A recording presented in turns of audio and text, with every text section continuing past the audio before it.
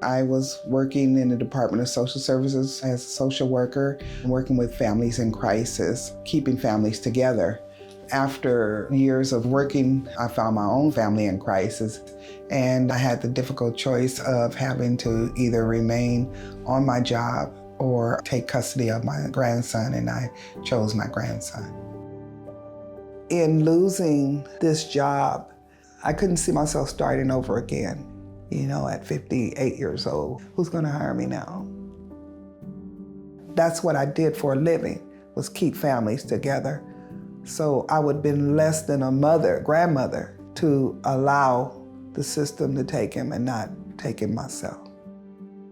Within 3 months, I was running out of savings and I was facing eviction. My grandson was placed in temporary foster care and then eventually placed with his biological father. I helped families from being broken up. I did it for all these people. And now I'm in a place that I can't even do for myself. And that's when Dr. Dane came in and told me, no, all the skills and all the things you did, you now gotta give back to yourself, and you gotta take care of Angela now. You gotta take care of Angela. And it was me and Dr. Dane. It was me and Dr. Dane. When I first saw Angela, I thought she was a remarkable woman. I said, you're down on your luck, you're at the bottom, and there's no way to go but to go up, and if you get up, we'll try to help you. I began to cry at the time and tell her that I felt like I was in a dark place. I began to open up and tell her what all had happened to me and what was going on with me. After listening to me, she told me I would be okay. So a primary care physician works as the quarterback for the team. We help navigate the healthcare systems for our patients to recommend what their best treatment and their best resources to assist them with what they need.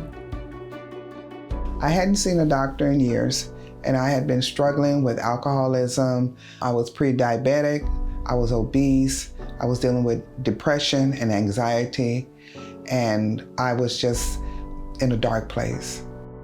We made sure she got the mental health resources that she needed, including a therapist and a psychiatrist. The bariatric surgery helped decrease her blood pressure, helped decrease her sugar, helped decrease her cholesterol, and also helped with her knee pain, that she can walk pain-free without using a walker. At Ultimate, you don't feel like a number, you don't feel just part of the system. You feel like actually you have someone that cares. The reason I work at Ultimate is I wanted to help provide care for people in our society without the means and access to a primary care clinic for their health. I also came from an underserved, poor household. When I was sick with the fever, my mother took myself and my brother to the pediatrician by bus. The pediatrician actually skipped his lunch to drive us home in his own vehicle, so we didn't have to take the bus. And I wanted to be a primary physician who can serve my patients the same way that my pediatrician did.